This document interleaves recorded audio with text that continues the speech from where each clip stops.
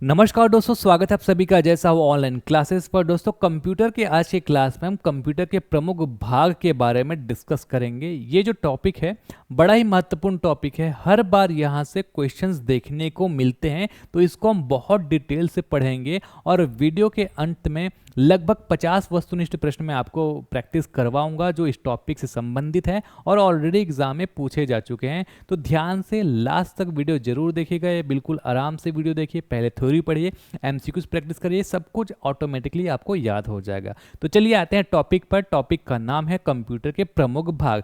तो आप सभी ने अपने घर में, स्कूल में, कॉलेज में कहीं भी कंप्यूटर तो देखा ही होगा। तो जो भी चीज़ आप देखते हैं, आपको अगर मैं दिखाऊंगा कि माउस दिखाऊंगा, आप गेस कर लेंगे, जान जाएंगे कि ये तो कंप्यूटर से संबंधित है, कंप्यूटर में काम कर सकते हैं। कीबोर्ड दिखाऊंगा, है ना, मैं आपको पूछूंगा ये क्या है, तो आप समझ जाएंगे कि ये कीबोर्ड है। तो ये क्या है? कंप्यूटर के भाग ही तो है ना। तो जो चीज़ अगर आप देख पाएंगे ना, देखते हैं तो देख के समझ जाते हैं कि कंप्यूटर का पार्ट है, तो उसको भी पढ़ने का एक तरीका होता है, समझने का एक तरीका होता है। अच्छे सीक्वेंस में इसको बांटा गया है। तो कंप्यूटर के प्रमुख भाग में सबसे ऊपर इसको हार्डवेयर और सॉफ्टवेयर दो भागों में बांटा गया है। ठीक है, पहले हम समझ लेते हैं कि हार्डवेयर क्या होता है, फिर हम देखेंगे कि सॉफ्टवेयर क्या होता है। ठीक है, आते हैं हार्डवेयर में। तो जो चीज़ मैंने अभी आपको बताया कि आपको दिखाऊंगा, आप समझ जाओगे कंप्यूटर का पार्ट है। तो कंप्यूटर से संबंधित जो भी गैजेट, जो भी कलपुर्जे, जो आप वास्तव में देख सकते हैं, छू सकते हैं, उसको हम कंप्यूटर का हार्डवेयर कहते हैं। ठीक है, जैसे कि यहाँ पर ये आप इमेज देख पा रहे हैं ना, तो आपको क्या दिख रहा है? मॉनिटर दिख रहा है, यहाँ पर एक प्रिंटर दिख रहा है, यहाँ पर कीबोर्ड दिख रहा है, यहाँ पर माउस दिख रहा है, यहाँ पर स्पीकर दिख रहा है, यहाँ पर स्कैनर दिख रहा है। जो भी चीज़ आप देख पा रहे हैं, ये सब कुछ कंप्यूटर के हार्डवेयर के अंतर्गत आता है। और हार्डवेयर को और तीन चार भागों में बांटा गया है। यहाँ पर आप देखिए हार्डवेयर को और अन्य भागों में बांटा गया है। एक है आपका इनपुट उपकरण, दूसरा आपका सिस्टम यूनिट, तीसरा आपका आउटपुट उपकरण और चौथा आपका भंडारण यूनिट। ठीक है, इसको थोड़ा ऊपर ऊपर बता देता हूँ आपको, आगे तो इसका डिटेल हम पढ़ने वाला है। इनपुट उपकरण क्या होता है? जिस हार्डवेयर के माध्यम से हम कंप्यूटर में डाटा अंदर डालते हैं, इनपुट मतलब अंदर, है ना, अंदर हम डाटा डालते हैं, आंकड़े डालते हैं, जैसे कीबोर्ड, माउस, इसकी मदद से आप कंप्यूटर में डेटा डालते हो, तो वो आपका इनपुट उपकरण कहलाएगा। सिस्टम यूनिट क्या है? जनरली हम इसको सीपीयू कह देते हैं। ऐसा बक्सा जैसा आपको दिखता है ना, जनरली इसको हम क्या कहते हैं? सीपीयू कह देते हैं। एक्चुअल में ये सिस्टम यूनिट है, इसके अंदर कंप्यूटर के बहुत सारे कंपोनेंट होते हैं, जैसे कि आपका सेंट्रल प्रोसेसिंग यूनिट सीपीयू, इसको हम नॉर्मली माइक्रो प्रोसेसर कहते हैं, एक चिप जैसा होता है, ये हो गया। इसके अंदर मदरबोर्ड होता है, इसके अंदर मेमोरी वगैरह होता है। तो सिस्टम यूनिट के अंतर्गत ये सब कुछ रहता है। फिर हो गया आपका आउटपुट उपकरण। आउटपुट उपकरण क्या होता है? जहाँ से हम कंप्यूटर से रिजल्ट आउट कर सकते हैं, रिजल्ट देख सकते हैं, जैसे कि मॉनिटर में आपको दिखता है, जैसे कि प्रिंटर में आप कोई चीज़ प्रिंट करके बाहर कर रहे हैं, आउट कर रहे हैं। तो ऐसे उपकरण को हम आउटपुट उपकरण कहते हैं। फिर आपका भंडारण यूनिट, जहां आप अपने डेटा को सेव करते हैं, भंडारित करके रख सकते हैं, जैसे कि एक पेन ड्राइव भी आपका भंडारण यूनिट के अंतर्गत ही आ गया। तो इस तरीके से हार्डवेयर को अलग अलग भागों में बांटा गया है। यहाँ पर आप इस इमेज में देखकर और अच्छे से समझ लीजिए। ये है आपका सिस्टम यूनिट, जिसको हम सीपीयू कह देते हैं। अब इसी से सब कुछ कनेक्टेड रहता है। ठीक है, ये सब कुछ जो आपको दिख रहा है वो क्या है? वास्तव में हार्डवेयर है। तो सिस्टम यूनिट में क्या क्या देखने को आपको मिलेगा? एक देखने को मिलेगा एसएमपीएस। एसएमपीएस का काम क्या रहता है? एसएमपीएस घर में देखिए चलता है 220 वॉट एसी। तो ये एसी को डीसी में कन्वर्ट करता है, 12 वॉट डीसी में कन्वर्ट करता है, क्योंकि डीसी में ही कंप्यूटर के जितने भी पार्ट्स हैं वो चलते हैं। ठीक है, तो यहाँ पर आप देखेंगे, यहाँ पे आपको रैम दिख रहा है, एक चिप जैसे दिख रहा है, ये हो गया आपका सीपीयू, सेंट्रल प्रोसेसिंग यूनिट। अभी मैं आपको पार्ट बतला रहा हूँ ना, एक एक पार्ट का काम किया है, क्यों यूज़ किया जाता है, वो आगे हम देखेंगे। अभी मैं आपको समझा रहा हूँ कि सब हार्डवेयर के अंतर्गत आता है। यहाँ पर मदरबोर्ड आपको दिख रहा है, यहाँ पर आपको ऑप्टिकल ड्राइव, जहाँ से आप सीडी को डालकर प्ले करते थे, आजकल तो ये दिखता नहीं। फिर है आपका हार्ड डिस्क, एसएसडी आजकल आ गया है, सॉलिड स्टेट ड्राइव जिसको हम कहते हैं। ये हो गया आपका माउस, कीबोर्ड, ये हो गया आपका मॉनिटर, ये हो गया प्रिंटर। ठीक है, तो आपका मॉनिटर, प्रिंटर को हम आउटपुट डिवाइस वाला हार्डवेयर कहते हैं, है ना। ये आपका इनपुट डिवाइस होता है, कीबोर्ड और माउस। यहाँ पर आप देखेंगे तो रैम हो गया, इसको मेमोरी के अंतर्गत रखते हैं, जिसमें हम प्राथमिक मेमोरी के अंतर्गत रखते हैं। ये हो गया सब कुछ आपका सेंट्रल प्रोसेसिंग यूनिट हो गया, मदरबोर्ड हो गया, सब कुछ जो है सिस्टम यूनिट के अंतर्गत आते हैं। ठीक है, तो यहाँ पर आप एक एक चीज़ का काम क्या है, क्यों इसको क्या कह रहे हैं, उस पर ध्यान मत दीजिए, आगे तो मैं आपको डिटेल बताऊंगा। यहाँ पर ध्यान दीजिए कि ये सब कुछ जो आप देख पा रहे हैं वो कंप्यूटर हार्डवेयर है। ठीक है, अब देखिए अगला जो टॉपिक है हम पढ़ेंगे सॉफ्टवेयर को, उससे पहले देखिए हार्डवेयर को एक और तरीके से यहाँ पर कैटेगराइज कर दिया गया है। एक को कह देते हैं इंटरनल हार्डवेयर और दूसरे को कहते हैं एक्सटर्नल हार्डवेयर। तो इंटरनल हार्डवेयर उसको कह देते हैं हम जो कि सिस्टम यूनिट के अंदर होता है, वास्तव में आप उसको ऐसे जनरली नहीं देखते, जब सिस्टम यूनिट को खोलेंगे तभी देख पाएंगे, है ना।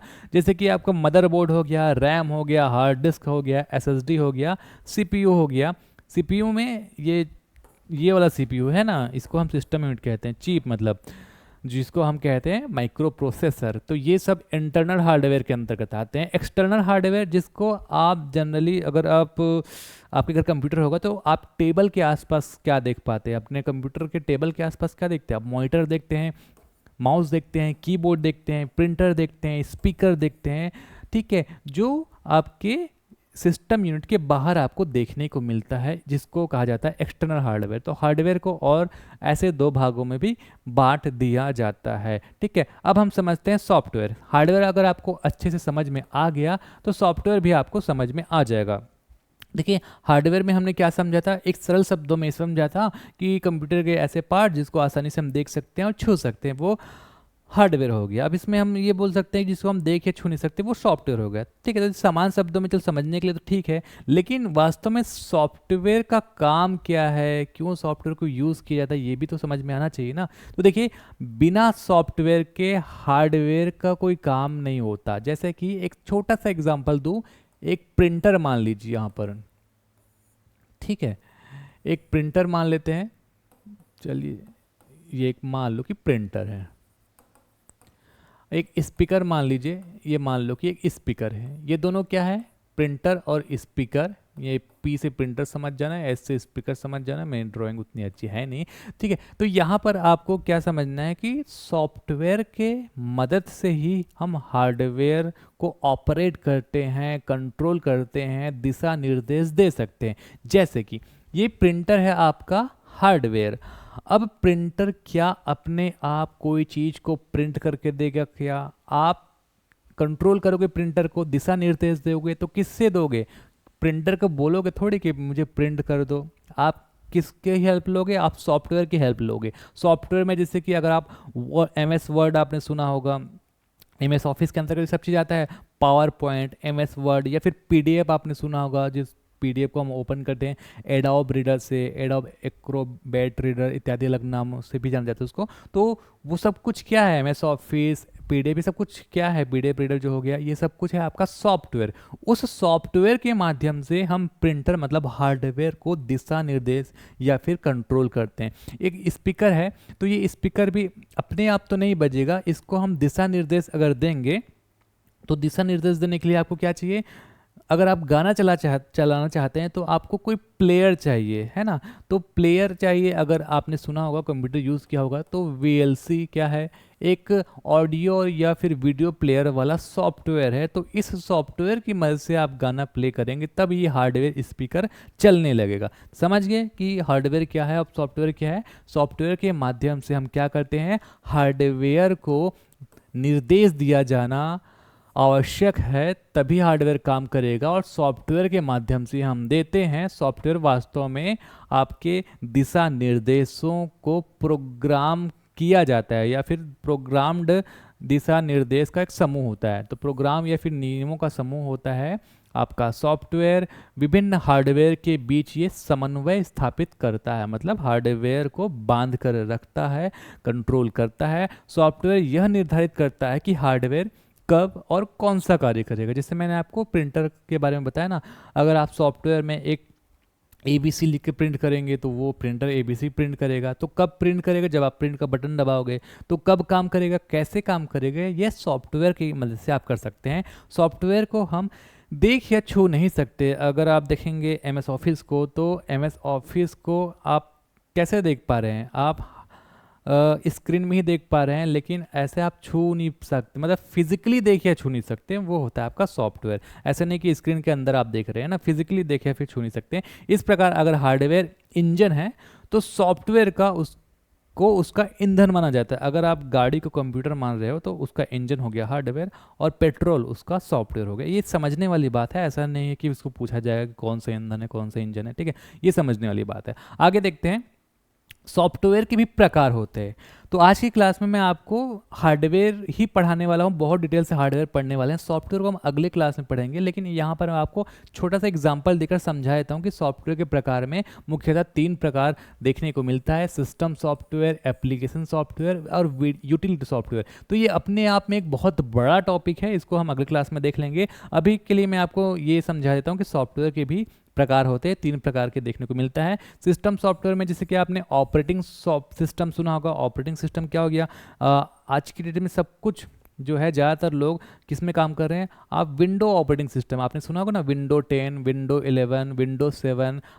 तो ये सब चीज़ क्या है? ऑपरेटिंग सिस्टम है, मतलब ये सिस्टम सॉफ्टवेयर है, पूरे सिस्टम को, पूरे कंप्यूटर को कंट्रोल करेगा और जितने भी सॉफ्टवेयर है वो इसी से ही चलते हैं, ठीक है। यूनिक्स हो गया, iOS वगैरह, मैक हो गया। iOS तो मोबाइल में चलता है, एप्पल का मैक हो गया, ठीक है। तो उसको हम डिटेल्स से देखेंगे। फिर हो जाता है आपका एप्लीकेशन सॉफ्टवेयर, कुछ विशेष काम करने के लिए अगर आप देखेंगे तो एप्लीकेशन सॉफ्टवेयर बना दिया जाता है। और यूटिलिटी सॉफ्टवेयर, ये सब कुछ हम आगे समझेंगे कि ये क्या होता है, ठीक है। अब हम आते हैं हार्डवेयर पर ही, कि हार्डवेयर के जितने भी भाग हमने पढ़ा था उसको डिटेलिंग करेंगे। पहला होता है आपका इनपुट उपकरण, इनपुट डिवाइस। तो ये वे उपकरण होते हैं जिनके द्वारा कंप्यूटर को दिशा निर्देश दिए जाते हैं। अर्थात कंप्यूटर में आंकड़े आप क्या करोगे? इन करोगे। इनपुट से बस ये याद रख लेना, इन है ना। कंप्यूटर में आंकड़े क्या करोगे? आप इन करोगे, अंदर डालोगे, ठीक है। जैसे कि आप कीबोर्ड हो गया, माउस हो गया, उसमें क्या कर सकते हैं आप? कंप्यूटर में डेटा अंदर डाल रहे हैं, तो जिसके भी माध्यम से आप कंप्यूटर में डेटा अंदर डालेंगे, कंप्यूटर को दिशा निर्देश देंगे, वो सारे उपकरण, सारे डिवाइस इनपुट उपकरण कहलाता है। इनपुट यूनिट वे हार्डवेयर होते हैं जो डेटा को कंप्यूटर में भेजते हैं। बिना इनपुट डिवाइस के कंप्यूटर टीवी की तरह दिखने वाली एक डिस्प्ले यूनिट जैसी बन जाती है, ठीक। तो बिना इनपुट यूनिट के, जैसे टीवी में क्या होता है, अगर टीवी में रिमोट को हटा दो, क्योंकि रिमोट टीवी के लिए एक इनपुट डिवाइस हो गया, टीवी में रिमोट हटा दो और केबल से उसको कनेक्ट कर दो तो वो सिर्फ चल रहा है वो, तो उस तरीके से बन जाएगा बिना इनपुट डिवाइस के आपका कंप्यूटर, कहना ये चाह रहा है। इनपुट से हम अपनी भाषा में इसको जो भी डेटा या आदेश देते हैं उससे ये बाइनरी कोड में बदल कर कंप्यूटर अर्थात सीपीयू में भेज देता है। डेटा प्रोसेस के बाद आउटपुट डिवाइस मशीनी भाषा से प्राप्त आंकड़े को मानवीय भाषा में बदल देता है। तो इसको आप समझिए, इनपुट उपकरण का क्या काम है। देखिए, हमको मशीनी भाषा तो समझ नहीं आएगा, हम इनपुट उपकरण में जो भाषा हमको समझ आती है, मानवीय भाषा, उससे डेटा इनपुट इन करेंगे। अब इनपुट उपकरण क्या करेगा? कंप्यूटर को तो मानवीय भाषा समझ में नहीं आएगा, उस हमने जो मानवीय भाषा को इनपुट उपकरण में डाला है, इनपुट उपकरण उसको मशीनी भाषा में या फिर बाइनरी कोड में बदलता है और सीपीयू के पास भेजेगा। उसके बाद उसको प्रोसेस करेगा, मतलब प्रोसेस करना मतलब काम की चीज़ में बदलना, है ना। फिर उसको क्या करेगा? आउटपुट डिवाइस जो होगा मशीनी भाषा में फिर से मानवीय भाषा में बदलकर हमको दे देगा। तो ये कुछ होता है इनपुट उपकरण और आउटपुट उपकरण का काम। यह एक विद्युत यांत्रिक युक्ति इलेक्ट्रोमैकेनिक डिवाइस है जो डेटा और अनुदेशों को स्वीकार कर उन्हें बाइनरी रूप में परिवर्तित कर कंप्यूटर के प्रयोग में लाने लायक बनाता है, जो चीज़ मैंने आपको बताया। इस प्रकार वे यंत्र जिसके द्वारा डेटा व अनुदेशों को कंप्यूटर में डाला जाता है इनपुट डिवाइस कहलाता है। Input computer input data, text, आवाज़, साउंड, चित्र, इमेज, चलचित्र, वीडियो या सॉफ्टवेयर प्रोग्राम आदि के रूप में हो सकते हैं, ठीक है। इनपुट डेटा, टेक्स्ट, जैसे कि आप कीबोर्ड में ABC लिख के इनपुट कर सकते हैं। वॉइस, आप गूगल में आजकल सर्च करते हैं तो वॉइस से सर्च कर लेते हैं ना, कि गूगल मुझे कोई गाना चला कर दिखाओ, तो आप बोल कर भी तो इनपुट दे रहे हैं, है ना। चित्र, आजकल जैसे हम क्यूआर कोड स्कैन कर रहे हैं तो वो क्यूआर कोड हम क्या कर रहे हैं, हम चित्र के माध्यम से डेटा एंटर कर रहे हैं। ठीक है, तो इस तरीके से आप इनपुट डिवाइस में आंकड़े डाल सकते हैं। इनपुट यूनिट द्वारा निम्न कार्य किए जाते हैं। क्या क्या कार्य किए जाते हैं? यह उपयोगकर्ता द्वारा दिए गए निर्देशों तथा डेटा को पढ़ती है और स्वीकार करती है। एकदम सिंपल चीज़ें हैं ना, इसको और समझाने की ज़रूरत नहीं, इतना मैंने आपको समझा दिया है। यह निर्देशों और डेटा को कंप्यूटर के द्वारा स्वीकार किए जाने वाले रूप में बदलती है। बदले हुए रूप में इन निर्देशों और डेटा को आगे की प्रोसेसिंग के लिए कंप्यूटर को भेज देता है। तो ये उम्मीद करता हूँ आपको समझ में आ गया होगा। आगे बढ़ते हैं। अब यहाँ पर आप देखेंगे कॉमन इनपुट डिवाइसेस, जो इमेज में आपको दिख रहा है ये सब इनपुट डिवाइस है। अगर आपसे कुछ पूछ दिया जाए कि बताइए निम्न में से कौन सा इनपुट डिवाइस है, और इतने सारे नाम दे देंगे, कोई एक आउटपुट डिवाइस का नाम दिया रहेगा, आप समझ जाओगे, है ना। तो बेसिकली जो कॉन्सेप्ट मैंने आपको बताया वो कॉन्सेप्ट आपके दिमाग में रहेगा तो आप आसानी से समझ जाओगे। तो इसके नाम पढ़ लेते हैं। एक कीबोर्ड हो गया इनपुट डिवाइस, कीबोर्ड के माध्यम से हम कंप्यूटर में आंकड़े डाल सकते हैं। एक माउस हो गया। जॉयस्टिक, जॉयस्टिक आजकल देखने को नहीं मिलता, अगर आप देखे भी होंगे तो गेमिंग वगैरह में यूज़ किया जाता है। जैसे आपने एरो की देखा होगा ना, लेफ्ट राइट अप डाउन जाने के लिए, तो ये जो जॉयस्टिक है, कार का गियर आपने देखा ना, उस तरीके से चारों दिशाओं में ऐसे मूव होता है ना। तो ये भी एक इनपुट डिवाइस है, गेमिंग वगैरह में यूज़ होता है। एक होता है ट्रैक बॉल। ट्रैक बॉल क्या होता है? अगर माउस को देखोगे तो माउस को आप कर्सर, अगर माउस को हिलाओगे, इधर उधर आप माउस को लेके जाओगे तो कर्सर आपका मूव करेगा। ट्रैक बॉल में आप माउस को उल्टा कर दो, समझ लो माउस को उल्टा करोगे तो ये क्या होगा, ट्रैक बॉल में बॉल जैसा रहेगा, ये बॉल को ही आपको यहाँ पर मूव करना है, फिर कर्सर मूव होगा। तो माउस का उल्टा रहता है। जैसे माउस को उल्टा कर दोगे ना, तो पहले तो एक बॉल जैसा रहता था, आजकल यहाँ पे क्या दिखता है आपको, लाइट जैसे दिखता है। ठीक है, तो उस लाइट उल्टा करके लाइट को ऐसे ऐसे करोगे तो क्या हो जाएगा, एक तरीके से ट्रैक बॉल टाइप का बन जाएगा, है ना। तो ट्रैक बॉल क्या आता है, माउस का उल्टा रहता है। स्कैनर, स्कैनर में भी क्या कर सकते हो आप, कोई भी आंकड़े कंप्यूटर में डाल सकते हो। ठीक है। टच स्क्रीन, अब टच स्क्रीन को देखिए। टच स्क्रीन में आप मोबाइल को समझ लीजिए। मोबाइल में अगर आप देखेंगे ये टच स्क्रीन मोबाइल है जैसे कि, तो हम इससे टच करके भी इसको कंट्रोल कर पा रहे हैं ना, इसमें डेटा डाल पा रहे हैं। तो कोई भी टच स्क्रीन जो मोबाइल होगा या फिर कंप्यूटर में, अगर हम कंप्यूटर की बात करें तो टच स्क्रीन कंप्यूटर में अगर वो जो स्क्रीन रहेगा वो इनपुट का भी काम करेगा। आप टच करके उसमें डेटा जो है इनपुट कर सकते हैं, और आउटपुट का भी काम करेगा, आउटपुट डिवाइस भी हो जाएगी, क्योंकि वही स्क्रीन से आप रिजल्ट को भी देख पा रहे हैं। तो टच स्क्रीन दोनों का काम कर सकता है। ठीक है।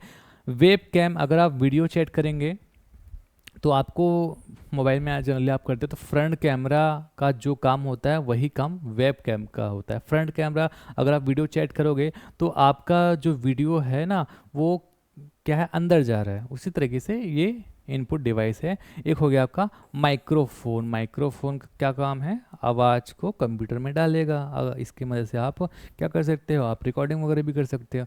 तो ये कुछ इनपुट उपकरण हो गए। फिर आपका आउटपुट उपकरण, आउटपुट डिवाइसेस, वे उपकरण जिनके द्वारा हम कंप्यूटर से परिणाम प्राप्त करते हैं। कंप्यूटर से अगर हम रिजल्ट देख पाते हैं जिस भी उपकरण से, डिवाइस से, उसको हम आउटपुट उपकरण कहते हैं। जैसे मॉनिटर से, मॉनिटर हो गया आपका, प्रिंटर हो गया, तो मॉनिटर से ही हम सारा चीज़ देखते हैं। सिंपल से अगर हम 2+2 अगर कैलकुलेटर से यूज़ करके देखेंगे तो इसका रिजल्ट दिखाएगा 4, तो कहाँ पर देखेंगे आप रिजल्ट, मॉनिटर में देखेंगे। ठीक है। इसी को प्रिंट आउट करेंगे प्रिंटर में तो आप रिजल्ट कहाँ पर देख सकते हैं, प्रिंटर में देख सकते हैं। तो जहाँ पर हम परिणाम देखते हैं उसी को हम आउटपुट डिवाइस कहते हैं। प्रोसेसिंग के बाद रिजल्ट आउटपुट कहलाता है, और कंप्यूटर को रिजल्ट प्राप्त करने में जो भी उपकरण उसकी मदद करता है उसे आउटपुट उपकरण कहते हैं।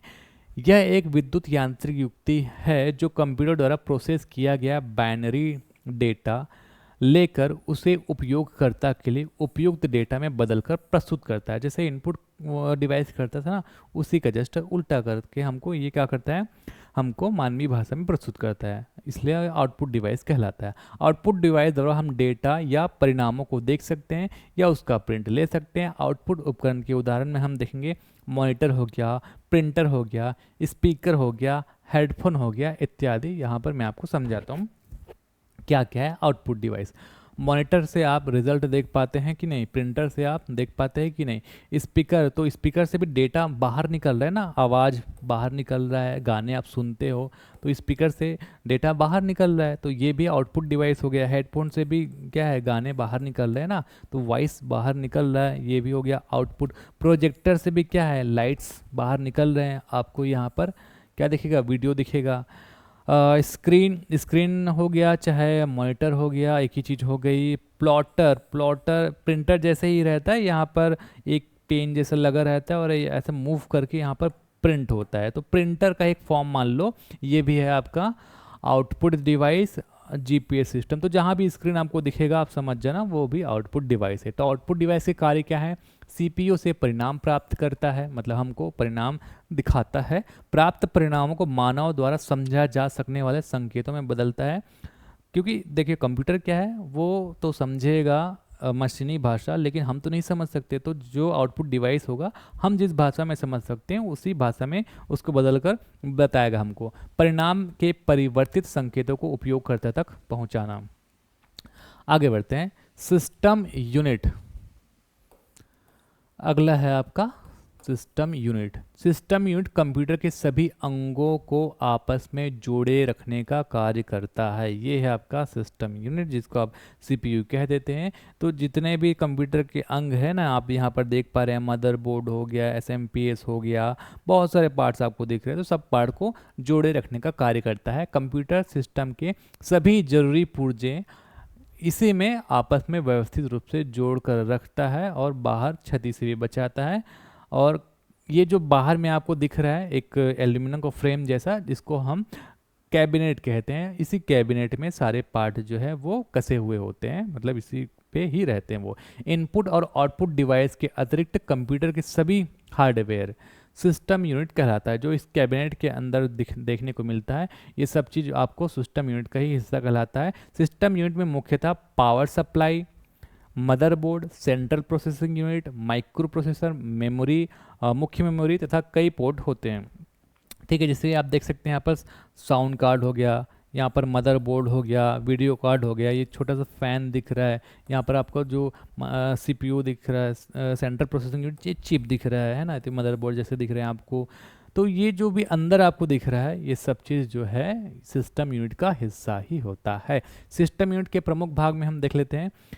तो सिस्टम यूनिट के प्रमुख भाग में पहला तो हम देख लेते हैं कैबिनेट। कैबिनेट क्या होता है, इसी कैबिनेट के अंदर जितने भी पार्ट है यहाँ पर ही ये रहते हैं। तो कैबिनेट क्या होता है, एक ऐसा पार्ट होता है जो कंप्यूटर के सारे अंदर के जो हार्डवेयर है उसको होल्ड करके रखता है, सेफ करके रखता है। कंप्यूटर कैबिनेट एल्यूमिनियम या फिर प्लास्टिक से बना एक बॉक्स है। सिस्टम यूनिट के सभी हार्डवेयर कंपोनेंट कंप्यूटर कैबिनेट के अंदर स्थापित होते हैं। कंप्यूटर कैबिनेट बाहरी रूप से सिस्टम यूनिट के घटकों की क्या करता है, सुरक्षा करता है। ठीक है, फिर आपका यहाँ पर मदरबोर्ड, ये है आपका मदरबोर्ड। क्या होता है मदरबोर्ड, मदरबोर्ड जो है एक मुख्य सर्किट होता है कंप्यूटर का, और इसी मुख्य सर्किट में जितने भी कंप्यूटर से संबंधित अन्य आपके हार्डवेयर देखने को मिलता है सिस्टम यूनिट का, वो इसी में जुड़े हुए होते हैं। ठीक है, तो संपूर्ण कंप्यूटर मदरबोर्ड के इर्द गिर्द ही घूमता है। मदरबोर्ड पर सीपीयू, सेंट्रल प्रोसेसिंग यूनिट, देखिए ये मदरबोर्ड है ना, तो यहाँ पर जितने भी अन्य तरीके के हार्डवेयर है सिस्टम यूनिट की, उसको फिट करने के लिए जगह बनाया जाता है। यहाँ पर आपको सीपीयू डालने का जगह देखने को मिलेगा, यहाँ पर रैम डालने का जगह, रैंडम एक्सेस मेमोरी डालने की जगह देखने को मिलेगा। यहाँ पर आपको अलग से एसएसडी डाल सकते हैं, हार्ड डिस्क डाल सकते हैं, मतलब जितने भी चीज़ हैं वो मदरबोर्ड से ही आप उसमें डालेंगे। तो कंप्यूटर का यह मुख्य सर्किट होता है। ठीक है, कंप्यूटर के अन्य उपकरण जैसे input unit, output unit, hard disk drive, CD drive, sound card, video card आदि मदरबोर्ड से ही जुड़े होते हैं। सब कुछ जो है मदरबोर्ड में जुड़ा होता है। और जितने भी पोर्ट आपको देखने को मिलेगा, यहाँ पर यूएसबी और यहाँ पर ऑडियो जैक पोर्ट हो गया, वीजीए पोर्ट हो गया, सब कुछ जो है मदरबोर्ड से जुड़ा होता है। और इसी से ही आप इनपुट डिवाइस जैसे कि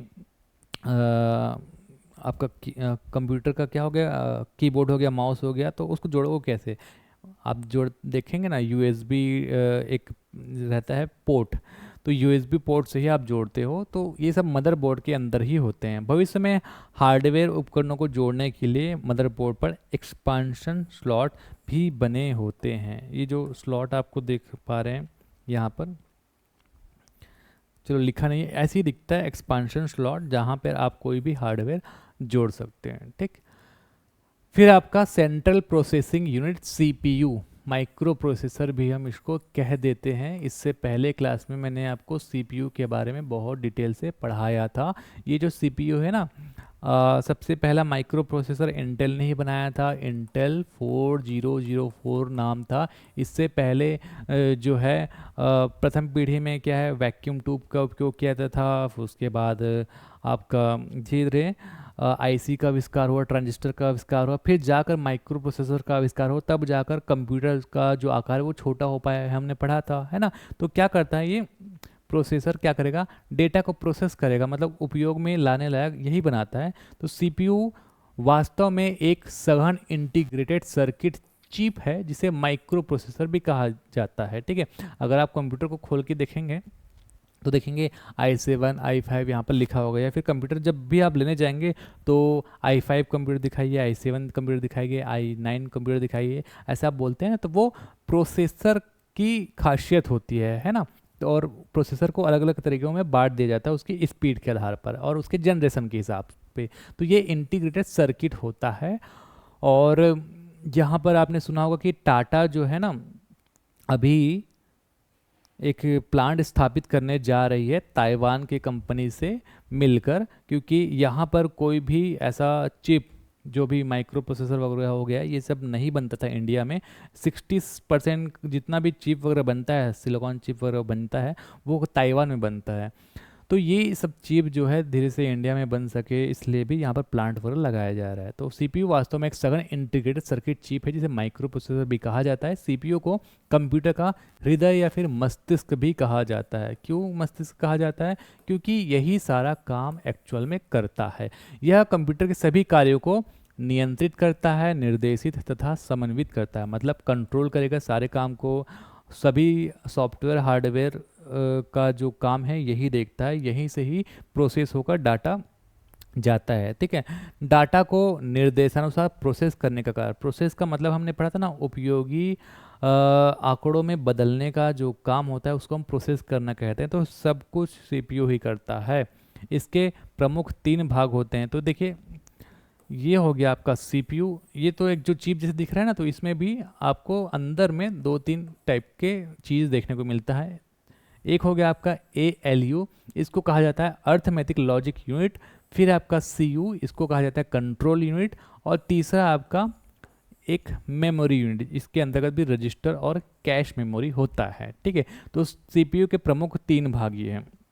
अब ये कंट्रोल यूनिट का क्या कार्य है, अर्थमेटिक लॉजिक यूनिट का क्या कार्य है, मेमोरी यूनिट का क्या कार्य है, हम चीज़ देखेंगे। तो देखिए, होता क्या है, ये आंकड़ों को कंट्रोल करने का काम करता है, ये आंकड़ों को प्रोसेस करने का काम करेगा, और इसके अलावा जो भी तार्किक काम रहेगा, लॉजिकल वाला काम रहेगा, ये करेगा। मेमोरी क्या काम करेगा, आंकड़ों को यहाँ पर ये जो भी प्रोसेस से संबंधित आंकड़े यहाँ पर इसको ज़रूरत रहेगा प्रोसेसर को, तो यहीं से वो उठा लेगा। ठीक है, एक करके हम डिटेल से पढ़ते हैं। किसी एक माइक्रो प्रोसेसर में करोड़ों इलेक्ट्रॉनिक उपकरण बने होते हैं। यह प्रोसेसर कंप्यूटर के मदरबोर्ड पर लगाया जाता है।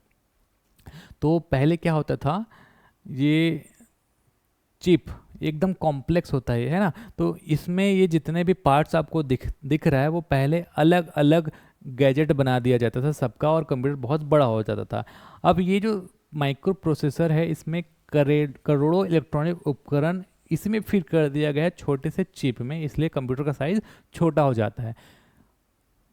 सीपीयू स्टोर्ड प्रोग्राम इंस्ट्रक्शन, यहाँ पर आप ध्यान देंगे, SPI के आधार पर काम करता है। अगर आपसे पूछ दिया जाए कि सीपीयू किस आधार पर काम करता है, तो स्टोर्ड प्रोग्राम इंस्ट्रक्शन। स्टोर्ड मतलब पहले से प्रोग्राम कर दिया जाता है कि ये काम कैसे करेगा। स्टोर्ड प्रोग्राम इंस्ट्रक्शन इससे काम करता है। प्रोसेसिंग से पहले डेटा व निर्देशों को सीपीयू में बने रजिस्टर में अस्थायी तौर पर स्टोर किया जाता है। सीपीयू रजिस्टर में स्थित निर्देशों के अनुसार ही डेटा प्रोसेसिंग के लिए अंकगणितीय तथा तार्किक कार्यवाहियां करती है। यहाँ पर आप देखेंगे सीपीयू में मैंने आपको एक रजिस्टर भी बताया था। तो सीपीयू काम कैसे करेगा, इसको काम करने लायक जो भी डेटा देखने को रहेगा वो रजिस्टर में यहाँ पर रहेगा, और इसी के हिसाब से रजिस्टर में जो भी प्रोग्राम्ड किया जाएगा उस हिसाब से सीपीयू काम करेगा। तो सीपीयू द्वारा क्या क्या काम संपन्न किए जाते हैं, विभिन्न प्रक्रियाओं के क्रम निर्धारित करना। तो सीपीयू ही निर्धारित करेगा कि मुझे इतना सारा काम दिया गया है, सबसे पहले मैं ये काम निपटाऊंगा, एक क्रम से करेगा, सीक्वेंस से करेगा सारा फैसला। अब हम अपने दिमाग से ही काम करते हैं ना, हमको 10 काम कर दे दिया गया तो हम अपने दिमाग से ही डिसाइड करेंगे कि हम सबसे पहला काम कौन करें। तो वही दिमाग सीपीयू है कंप्यूटर का। कंप्यूटर के विभिन्न उपकरणों को नियंत्रित व निर्देशित करना, जैसे मेरे जितने भी हाथ की उंगलियां हैं, पैर हैं, और मैं अपने दिमाग से ही नियंत्रित कर रहा हूँ ना उसको, उसी तरीके से कंप्यूटर के विभिन्न उपकरणों को नियंत्रित करने का काम सीपीयू करता है। कंप्यूटर हार्डवेयर तथा सॉफ्टवेयर के बीच समन्वय स्थापित करना, इनपुट डेटा को दिशा निर्देशानुसार प्रोसेस करना। तो आप ना अपने शरीर के जितने भी अंग है उसको समझ लीजिए कि वो कंप्यूटर के भाग है, और अपने दिमाग को समझ लीजिए कि वो सीपीयू है। फिर आप अपने दिमाग से क्या क्या कर सकते हो सोच लीजिएगा, वही सब काम सीपीयू करता है। ऐसे याद रखोगे आसानी से याद हो जाएगा और समझ में भी आ जाएगा। आगे बढ़ते हैं। सीपीयू के अंदर सभी प्रकार की गणनाएं और प्रोसेसिंग की जाती है, इसलिए इसे प्रोसेसर भी कहा जाता है। सब कुछ प्रोसेसिंग करने वाला काम तो यही करता है, इसलिए इसको प्रोसेसर या फिर शॉर्ट में माइक्रो प्रोसेसर भी कहा जाता है। माइक्रो कंप्यूटर के लिए जिस प्रोसेसर का उपयोग किया जाता है उसे माइक्रो प्रोसेसर कहा जाता है। देखिए पहले क्या होता था, प्रोसेसर हमने देखा था कि बहुत बहुत पहले से जैसे वैक्यूम ट्यूब्स यूज़ किया जाता था, इंटीग्रेटेड सर्किट यूज़ किया जाता था, ट्रांजिस्टर यूज़ किया जाता था। तो वो भी तो एक प्रोसेसर ही थे, लेकिन कंप्यूटर बहुत बड़ा होता था और प्रोसेसर भी बहुत बड़े होते थे। जब ये सीपीयू माइक्रो प्रोसेसर आया, छोटा सा जब चिप बना दिया गया इंटेल के द्वारा, तो इसी में ही पहली बार क्या किया गया, आपका ALU अर्थमेटिक लॉजिक यूनिट हो गया, कंट्रोल यूनिट हो गया, इसके अलावा कैश मेमोरी हो गया, रजिस्टर हो गया, सबको करोड़ों बहुत सारी चीज़ों को, इलेक्ट्रॉनिक उपकरणों को एक छोटे से प्रोसेसर में फिट कर दिया गया, इसलिए इसको माइक्रो प्रोसेसर कहा गया। ठीक है, इंटेल 4004 पहला ऐसा माइक्रो प्रोसेसर था जिसमें सीपीयू के सभी अवयव एक चिप पर लगाए गए। तो इसके बारे में मैंने इससे पहले क्लास में भी बता दिया था। ठीक है, कुछ महत्वपूर्ण माइक्रो प्रोसेसर के नाम अगर आपसे पूछ दिया जाए कि बताइए निम्न में से माइक्रो प्रोसेसर कौन सा है कौन सा नहीं है, तो आपको नाम भी याद रहना चाहिए। जहाँ भी आपको इंटेल दिखेगा ना, आप समझ जाना वो कहीं ना कहीं माइक्रो प्रोसेसर से संबंधित है, क्योंकि इंटेल कंपनी सबसे फेमस कंपनी है माइक्रो प्रोसेसर बनाने का। इंटेल डुअल कोर हो गया, पेंटियम हो गया, सब में इंटेल लिखा हुआ होगा उसमें। Intel Pentium, Intel core i5, Intel core i7, Intel core i9। इसके अलावा AMD भी आपका प्रोसेसर से संबंधित ब्रांड है। तो AMD, राइजन इत्यादि जो है प्रमुख प्रोसेसर है। कुछ प्रमुख प्रोसेसर कंपनी में हम देखेंगे इंटेल सबसे बड़ी कंपनी, आप इसको ही मान लो। फिर है आपका AMD का पूरा नाम है एडवांस्ड माइक्रो डिवाइसेस, और भारत का भी एक ब्रांड है जिसका नाम है शक्ति। ये IIT मद्रास के विद्यार्थियों के द्वारा बनाया गया माइक्रो प्रोसेसर था, तो ध्यान रख सकते हैं, इसका नाम है शक्ति। सीपीयू के भाग में मैंने आपको बताया था ना कि ALU, CU arithmetic logic unit, control unit और मेमोरी में के अंतर्गत भी मैंने बताया था रजिस्टर और कैश मेमोरी। तो वो सब कुछ हम देखेंगे। पहला है आपका कंट्रोल यूनिट। सीपीयू का कंट्रोल यूनिट कंप्यूटर के सभी कार्यों को नियंत्रित रखता है। देखिए कंट्रोल यूनिट नाम में है कंट्रोल, कंट्रोल का मतलब क्या होता है, नियंत्रण करना, नियंत्रित रखना। तो सीपीयू का कंट्रोल यूनिट क्या करता है, कंप्यूटर के जितने भी कार्य हैं उसको नियंत्रित रखने का काम करता है, कंट्रोल करने का काम करता है और सॉफ्टवेयर और हार्डवेयर के बीच समन्वय स्थापित करता है। कंट्रोल यूनिट में सीपीयू द्वारा संपन्न की जा सकने वाली कार्यों की सूची होती है जिसे इंस्ट्रक्शंस के सेट कहते हैं। कंट्रोल यूनिट को कंप्यूटर का नाड़ी तंत्र, नर्व सिस्टम भी कहा जाता है। इसको आपको ध्यान में रखना है। सीपीयू को मस्तिष्क कहा जाता है और कंट्रोल यूनिट को नाड़ी तंत्र कहा जाता है। तो कंट्रोल यूनिट वास्तव में सभी कार्यों को नियंत्रित करने का काम करेगा और यहाँ पर जितने भी कार्य की जा सकने वाली कार्य होंगी उसमें इंस्ट्रक्शन सेट होते हैं। ये सब कुछ यहाँ पर लिखा हुआ है, इसलिए हम इसको नाड़ी तंत्र कहते हैं। कंट्रोल यूनिट के मुख्य कार्य क्या क्या है? इनपुट और आउटपुट डिवाइस और अन्य हार्डवेयर को कंट्रोल यूनिट है, तो कंट्रोल मतलब नियंत्रित करना। अरिथमेटिक लॉजिक यूनिट के कार्यों को नियंत्रित करना, तो एएलयू जो है ना, इसके कार्य को भी ये नियंत्रित करेगा। इन शॉर्ट सब कार्य को नियंत्रित करने वाला काम सीयू को ही मिलेगा। मेमोरी से डेटा लाना तथा उन्हें तात्कालिक रूप से स्टोर करना, निर्देशों को पढ़ना और उन्हें कार्यान्वित करने का आदेश देना, हार्डवेयर और सॉफ्टवेयर के बीच समन्वय स्थापित करना, ये सब जो है कंट्रोल यूनिट का काम है। अब है आपका अरिथमेटिक लॉजिक यूनिट, एएलयू, बहुत इंपॉर्टेंट है ना। एएलयू अरिथमेटिक लॉजिक यूनिट, जितने भी तार्किक काम है, नाम में ही लॉजिक है, तार्किक, तो तार्किक जितने भी काम हैं, या फिर यूं कहें डेटा प्रोसेसिंग का वास्तविक काम यही करता है। डेटा प्रोसेसिंग का वास्तविक काम अरिथमेटिक लॉजिक यूनिट एएलयू ही करता है। यह डेटा पर कंट्रोल यूनिट से प्राप्त निर्देशों को अनुसार, देखिए कंट्रोल यूनिट क्या करेगा? नियंत्रण करेगा, दिशा निर्देशित करेगा, तो उसी के हिसाब से ये सभी प्रकार की गणितीय या तार्किक मतलब मैथमेटिकल लॉजिकल कार्यवाही करेगा और डेटा को प्रोसेस करेगा। एएलयू को फिर से दो भागों में बांट दिया जाता है, एयू अरिथमेटिक यूनिट तथा एलयू लॉजिक यूनिट, है ना। तो एयू जो होता है, यहाँ पर आप देखेंगे तो अंक गणितीय गणनाएं जैसे कि जोड़ घटाव गुणा भाग ये वाला काम करेगा। और लॉजिक मतलब होता है तार्किक, तो तर्क से संबंधित काम ये करेगा। देखिए तार्किक कार्य जैसे कि छोटा कौन है बड़ा कौन है, तर्क लगाना जिसमें पड़ता है, तो तार्किक काम ये करता है। ठीक, है आपका रजिस्टर मेमोरी।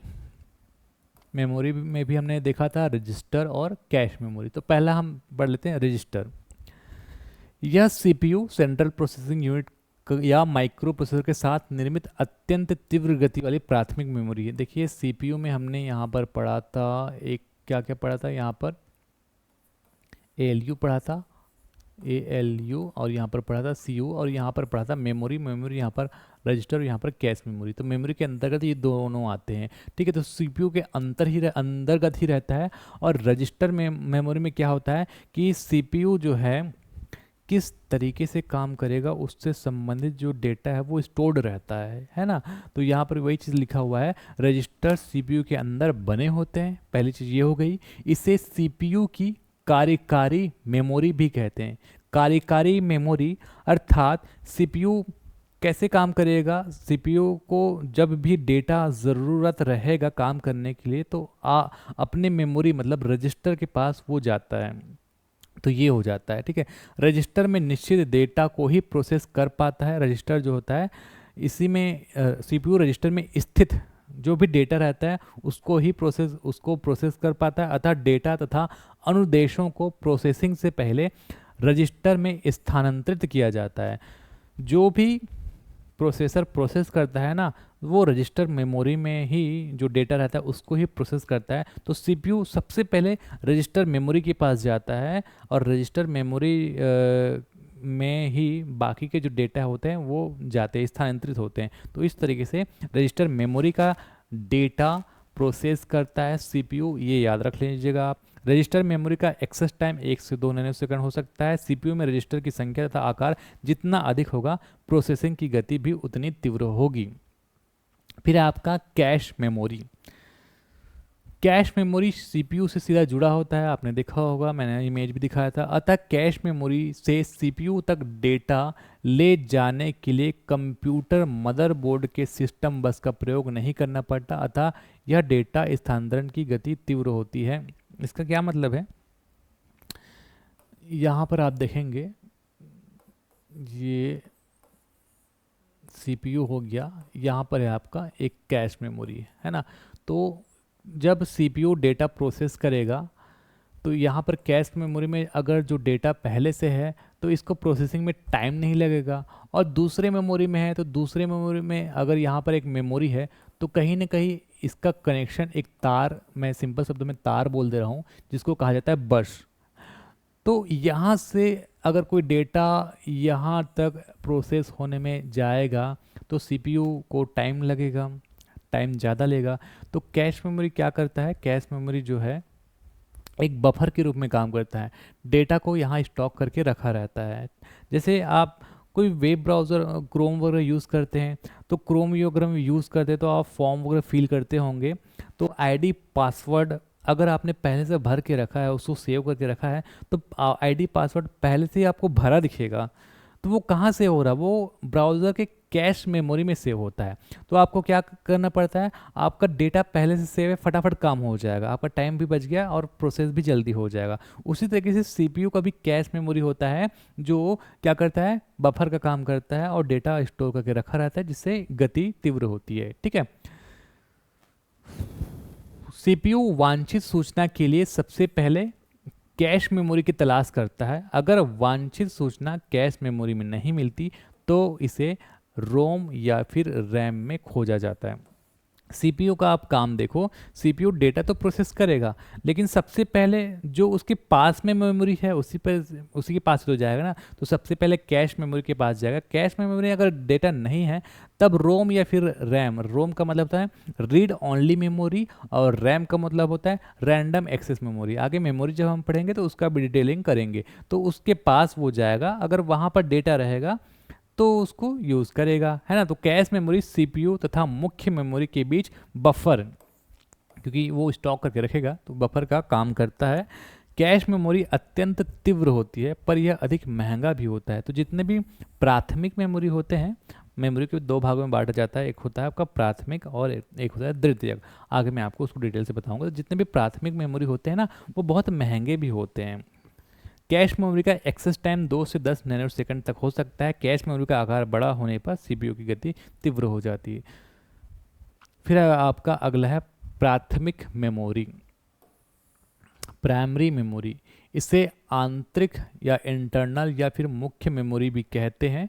इसकी मेमोरी कैपेसिटी कम जबकि गति ज़्यादा होता है। प्राथमिक मेमोरी जैसे कि आपका रैम हो गया, कैश मेमोरी भी हो गया, जो आपको अंदर ही देखने को मिलेगा और जिसमें अगर आप कोई काम कर रहे हैं तो काम करते दौरान डेटा उसी में रहेगा, लेकिन जैसे आप कंप्यूटर को बंद करोगे ना तो वो डेटा गायब हो जाएगा। वो होता है आपका, मान लीजिए, प्राथमिक मेमोरी। द्वितीयक मेमोरी में आप डेटा सेव करके रखते हैं, जैसे पेन ड्राइव हो गया, आप डेटा सेव करके रखेंगे, वो हमेशा रहेगा। अपने हार्ड डिस्क में, अपने कंप्यूटर के एसएसडी में आप डेटा सेव करके रखते हैं तो वो रहता है। कंप्यूटर बंद भी कर दोगे तो रहेगा, अगर सेव आपने किया है तो वो जो डेटा सेव करके आप रखोगे जिसमें रहेगा वो मेमोरी हो जाएगा आपका द्वितीयक मेमोरी।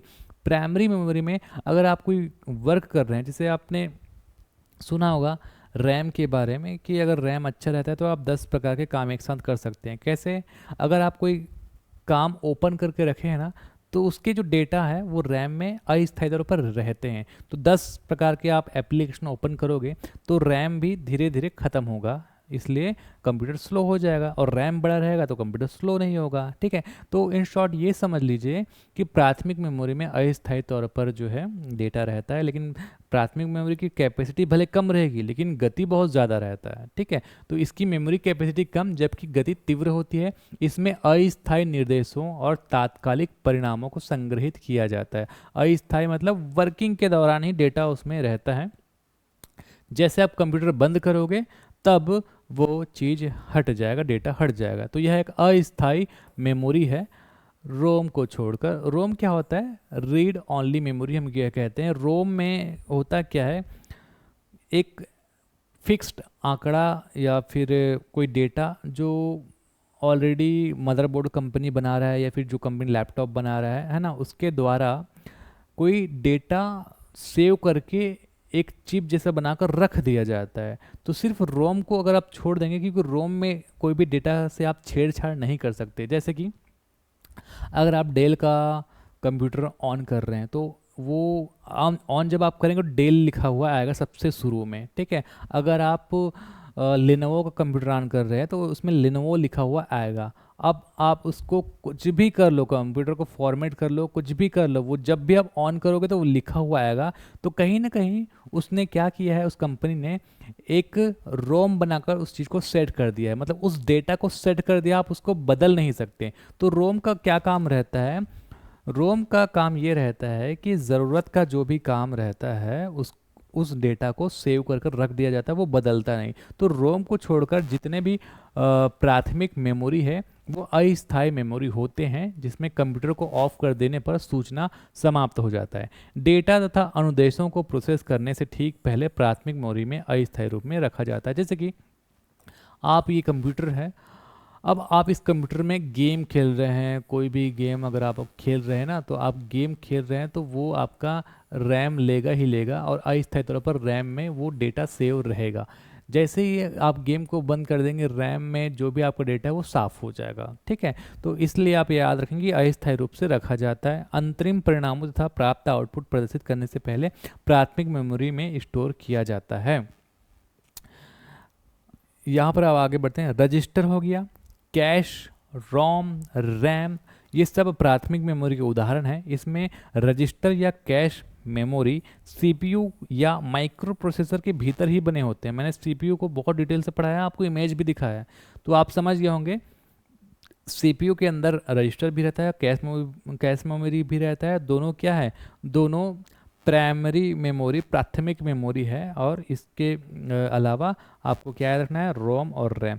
जबकि रोम तथा जो रैम है वो मदरबोर्ड पर लगे होते हैं।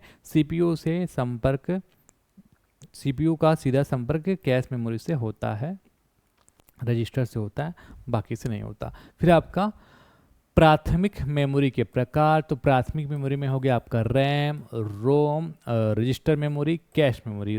रैम हो गया आपका मदरबोर्ड के रैम मेमोरी स्लॉट में लगाया जाता है, ये हो गया आपका रैम, ठीक है। तो ये जो स्लॉट है ना, कई जगह 2 से 3 स्लॉट देखने को मिलता है, ताकि आप रैम को बढ़ा सकते हैं। एक स्लॉट में 4 GB का रैम लगा दो, दूसरे स्लॉट में फिर 4 GB का रैम लगा दो, तो आपके कंप्यूटर का जो रैम है वो 8 GB हो जाएगा। अगर 8 के 2 लगा दिए तो 16 GB होगा, सपोर्ट करना चाहिए लेकिन, है ना। तो इस तरीके से जो रैम वाला स्लॉट होता है, रैम स्लॉट में आप रैम लगाते हैं, ये हो गया रैम, रैंडम एक्सेस मेमोरी, ठीक है। फिर आपका रोम। रोम क्या होता है? मदरबोर्ड पर कंप्यूटर निर्माता कंपनी द्वारा लगाया जाता है, और कंप्यूटर निर्माता कंपनी अपने जो फिक्स्ड इंफॉर्मेशन रहता है उसको सेव करके रखता है। इसलिए यहाँ पर जो चीज़ें हैं वो बदलती नहीं। देखेंगे आप इसको छेड़छाड़ नहीं कर सकते, आप इसको निकाल नहीं सकते। रैम को आप निकाल सकते हो, इसको आप कुछ छेड़छाड़ नहीं कर सकते कि ये बिल्कुल जो है सॉलिड होंगे, है ना, सोल्डरिंग से यहाँ पर लगाया जाएगा, तो इसको आप नहीं निकाल सकते हैं। फिर आपका रजिस्टर मेमोरी और कैश मेमोरी, ये दोनों जो है यहाँ पर देखेंगे, register memory, cache memory CPU के अंदर होते हैं, ठीक है। आगे हम बढ़ते हैं। फिर आपका रैम, रैंडम एक्सेस मेमोरी, इसको डिटेल से पढ़ते हैं। रैम क्या होता है? तो रैम एक सेमीकंडक्टर मेमोरी चिप होता है। जितने भी चिप होते हैं वो क्या होता है? सिलिकॉन से बने होते हैं, सेमीकंडक्टर चिप है ये, जो मेटल ऑक्साइड सेमीकंडक्टर MOS। अब अगर आपसे पूछ दिया जाए कि रैम किससे बना होता है, तो MOS मेटल ऑक्साइड सेमीकंडक्टर से बनी होती है। इसे मदर पर रैम स्लॉट में लगाया जाता है, मैंने आपको दिखाया था जस्ट पहले। इसमें डेटा का एक्सेस टाइम डेटा की भौतिक स्थिति पर निर्भर नहीं करता, अतः इसकी गति तीव्र होती है। यहाँ पर इस चीज़ को बस याद रख लेना आप कि रैम जो है ना आपका प्राइमरी मेमोरी है, इसकी गति तीव्र होती है। और कुछ इंपॉर्टेंट है तो मैं आपको बताता हूँ। प्रोसेसिंग के दौरान डेटा और अनुदेशों को सहायक मेमोरी में लाकर रैम में स्टोर किया जाता है। सीपीयू इन्हें रैम से प्राप्त करता है तथा डेटा प्रोसेसिंग करता है। अगर आप कोई भी एक्टिविटी, लाइव कोई एक्टिविटी कर रहे हो ना, तो उसका सारा जो डेटा है वो रैम के पास रहता है। और जब सीपीयू को कोई आप प्रोसेसिंग के लिए निर्देश दोगे, तो सीपीयू कहाँ पर जाएगा? रजिस्टर में अपना काम देखेगा, फिर कैश मेमोरी में जाएगा, कैश मेमोरी में नहीं मिलेगा तब वो रैम में जाएगा। इस तरीके से प्रोसेस होता है। किसी अंतरिम या अंतिम परिणाम को अस्थायी तौर पर रैम में स्टोर किया जाता है। अगर कोई भी एक्टिविटी कर रहे हैं ना, अगर आप वर्ड में दो चार वर्ड लिख कर रखे हैं, वर्ड मतलब एमएस वर्ड में, है ना, तीन चार लाइन टाइप करके रखे हो, तो अस्थायी तौर पर कहाँ पर है, वो रैम में सेव है। लेकिन अगर अचानक से लाइट गुल हो गया, आपने सेव नहीं किया, तो वो उड़ जाएगा। जब आप उसको सेव करोगे तब वो द्वितीयक मेमोरी में सेव होता है। तो अस्थायी तौर पर यहाँ पर लिखा है अंतरिम, मतलब अंतिम से पहले, अस्थायी तौर पर रैम में सेव होता है। यह एक अस्थायी प्राथमिक मेमोरी है। रोम, रीड ओनली मेमोरी, तो मदरबोर्ड पर कंप्यूटर निर्माता कंपनी लगाता है। ये एक स्थायी प्राथमिक मेमोरी है जिसमें संग्रहित डेटा न तो नष्ट होती है, न ही इसे बदला जा सकता, हम इसको चेंज नहीं कर सकते। रोम में कंप्यूटर को स्टार्ट करने के लिए आवश्यक सॉफ्टवेयर भी स्टोर किया जाता है। फिर आपका बायोस, बायोस का फुल फॉर्म भी कई बार पूछ दिया जाता है, बेसिक इनपुट आउटपुट सिस्टम। क्या है इसका full form? Basic input output system. BIOS एक सॉफ्टवेयर प्रोग्राम है, इसे मदरबोर्ड निर्माता कंपनी द्वारा स्थायी रोम मेमोरी चिप में स्टोर कर कंप्यूटर मदरबोर्ड पर स्थापित कर दिया जाता है। तो बायोस को मदरबोर्ड कंपनी बनाता है और इसमें जो भी इंफॉर्मेशन रहेगा वो भी क्या है, स्थायी रहेगा। और इसको रोम मेमोरी, मतलब रोम का मतलब क्या होगा, आपको एक चिप के रूप में देखने को मिलेगा जो इसका डेटा आप नहीं बदल सकते। तो उस तरीके से बनाया दिया जाता है। जब कंप्यूटर ऑन किया जाता है तो सबसे पहले बायोस सॉफ्टवेयर चलता है। ठीक है, BIOS software basic input output system का क्या मतलब है? बायोस सॉफ्टवेयर जो इनपुट और आउटपुट सिस्टम है उसको स्टार्ट होने से पहले फटाफट चेक करता है ना, सब ठीक है कि नहीं। इसलिए इसको हम कहते हैं BIOS, basic input output system. Basic input और आउटपुट सिस्टम को ये फटाक से चेक कर लेता है स्टार्ट होने से पहले। कंप्यूटर से जुड़े हार्डवेयर की जांच करता है जिसे power on safe test POST कहा जाता है। बायोस में स्थित bootstrap loader program operating system software की जांच कर इसे मुख्य मेमोरी में डालने का आदेश देता है। चलिए इसको हटाइए। कंप्यूटर ऑन होते समय अगर आप डिलीट का बटन दबाएंगे तब बायोस सेटअप खुलता है, जहां हम दिए गए विकल्पों के अनुसार बायोस में परिवर्तित कर सकते हैं। ठीक है, इसको मैं थोड़ा सा दिखाता हूं। यहाँ पर देखिए, कंप्यूटर ऑन होगा और आप बायोस देखना चाहेंगे, डिलीट का बटन दबाएंगे तो यहाँ पर देखिए इस तरीके से बायोस दिखता है। और यहाँ पर आप अपने हिसाब से इन सारी चीज़ों को चेंज कर सकते हैं। हालांकि इतना तो आपको पढ़ने की आवश्यकता नहीं, बस मैं आपको डिटेल से बता दिया हूँ, है ना। ये होता है बायोस, रोम जैसा ही ये होता है, फिक्स्ड होता है ये। फिर आपका द्वितीयक या फिर सहायक मेमोरी। क्या होता है द्वितीयक या फिर सहायक मेमोरी? यहाँ पर जो डेटा अगर आप सेव करेंगे तो वो परमानेंट रहेगा। जैसे कि आप हार्ड डिस्क में करते हैं, मेमोरी कार्ड में करते हैं, पेन ड्राइव में करते हैं, तो ये सब सहायक मेमोरी हो गई। द्वितीयक मेमोरी हम किसको कहते हैं? डेटा, सॉफ्टवेयर तथा अंतिम परिणाम को स्थायी रूप से सहायक मेमोरी में संग्रहित किया जाता है। कंप्यूटर प्रोसेसर द्वारा डेटा प्रोसेस से पहले सहायक मेमोरी से मुख्य मेमोरी में लाया जाता है। मतलब जो आप वर्किंग करेंगे तो रैम में सेव रहेगा, और जब आप उसको सेव करोगे तो सेकेंडरी मेमोरी में वो जाएगा, है ना। बिना सेव करे तो जाएगा नहीं। सहायक मेमोरी में कम खर्च में विशाल डेटा स्टोर करने की क्षमता होती है। ये थोड़ा सस्ता होता है। जैसे आप एसएसडी देखोगे तो हार्ड डिस्क देखोगे 1 TB का मिल जाता है। ठीक है, 500 GB का मिल जाएगा, 1 TB का मिल जाएगा, 2 TB का मिल जाएगा, और उतना महंगा नहीं रहेगा। तो ये खर्चीला भी कम रहता है, इसमें जो कैपेसिटी रहता है वो इसका ज़्यादा रहता है। यह एक स्थायी मेमोरी है जिसमें कंप्यूटर को बंद करने पर या फिर विद्युत अगर कंप्यूटर को नहीं मिल रहा है तो भी वो डेटा नष्ट नहीं होगा। तो इसकी एग्जांपल चुंबकीय डिस्क जैसे CD, DVD, optical disc.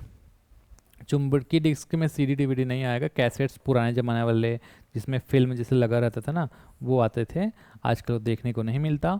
Optical disc में आएगा सीडी डीवीडी, ये भी आजकल देखने को नहीं मिलता। लेकिन आपको ध्यान में रखना है, हार्ड डिस्क आदि सहायक मेमोरी के उदाहरण है। धीरे धीरे हार्ड डिस्क भी गायब हो रहा है, एसएसडी आ रहा है।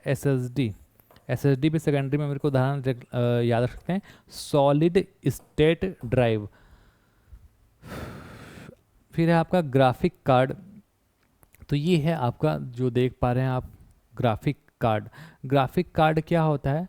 अगर आपको वीडियो क्वालिटी इन्हेंस करना है, अच्छे तरीके से देखना है ना, या गेमिंग वगैरह करना है जिसमें आप जो वीडियो आउटपुट अच्छे से देखना चाह रहे हैं, आजकल जैसे कि सुनते हैं ना 4K 8K, तो आप ग्राफिक कार्ड के मदद से ही वीडियो क्वालिटी अच्छे से देख सकते हैं। तो ग्राफिक कार्ड का क्या काम रहता है, जो वीडियो फोटो की क्वालिटी को इन्हेंस कर सके, ग्राफिक को इन्हेंस कर सके।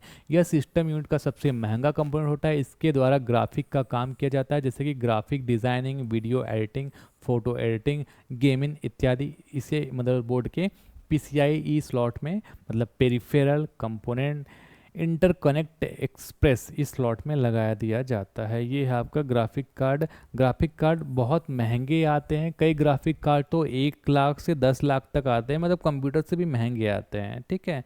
तो वो अलग अलग लोग लगाते हैं, जिनका कुछ प्रोफेशनल काम है इस तरीके से वो लोग लेंगे। सामान्यतः अगर आप ग्राफिक कार्ड लोगे तो 5-6 हज़ार में भी आ जाएगा। आप अपने अपने यूज़ के तरीके से ले सकते हैं। तो यहाँ पर आप देख सकते हैं, सिंपल वाला ग्राफिक कार्ड देखेंगे तो इस तरीके से दिखता है। हालांकि ये ग्राफिक कार्ड नहीं, ये साउंड कार्ड है।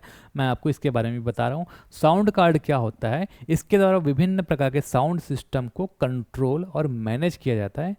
कई प्रकार के साउंड सिस्टम को साउंड कार्ड के माध्यम से कंप्यूटर से जोड़ा जाता है।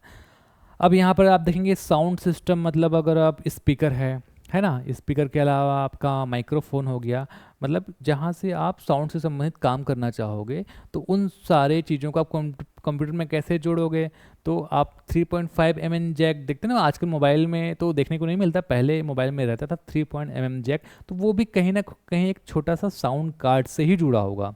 तो ये साउंड कार्ड क्या होता है, ये इस तरीके से 3.5 mm जैक की तरह पोर्ट दिखेगा आपको, और इसको आप कंप्यूटर में जोड़ेंगे तो इसी से आप स्पीकर, माइक सबको जोड़ पाओगे। तो ये होता है साउंड कार्ड का काम।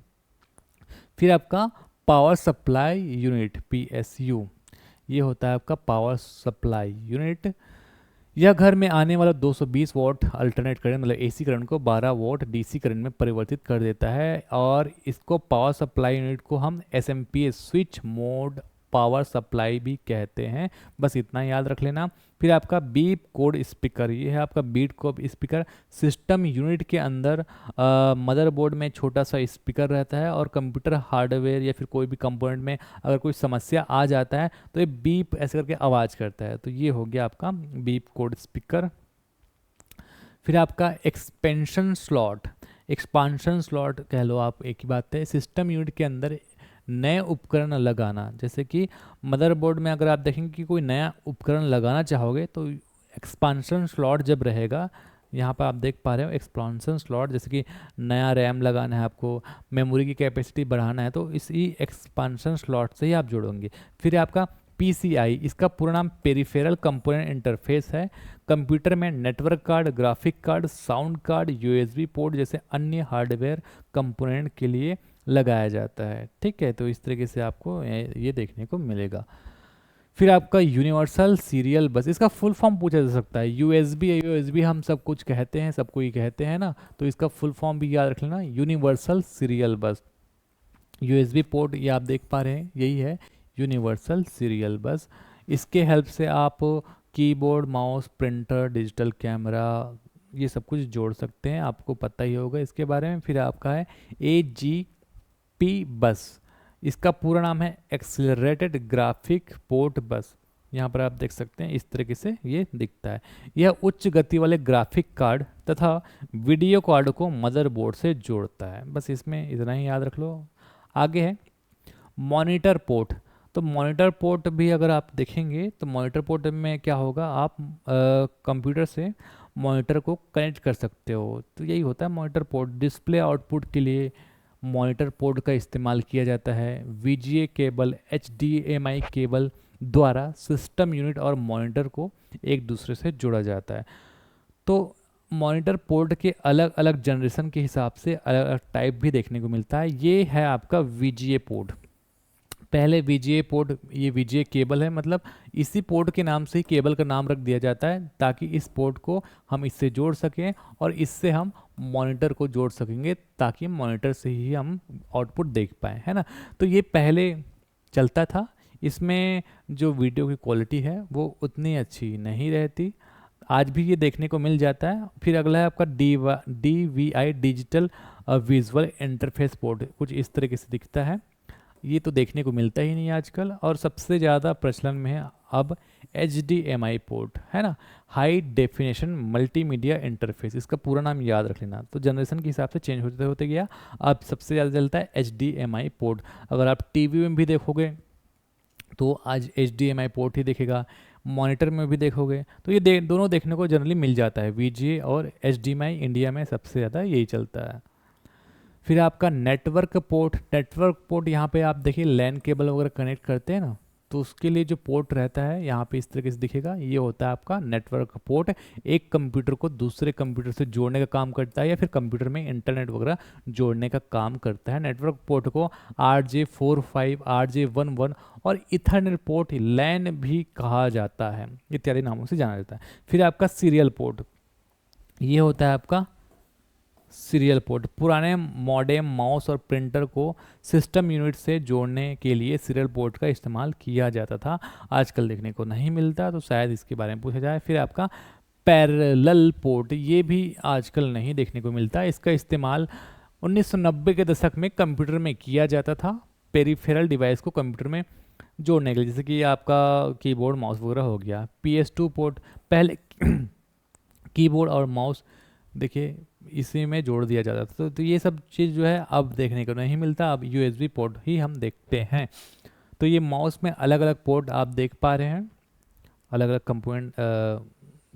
कंप्यूटर में अलग अलग चीज़ें देख पा रहे हैं। ये है आपका SMPS फैन, पावर पोर्ट, ये है आपका पावर पोर्ट, ठीक है।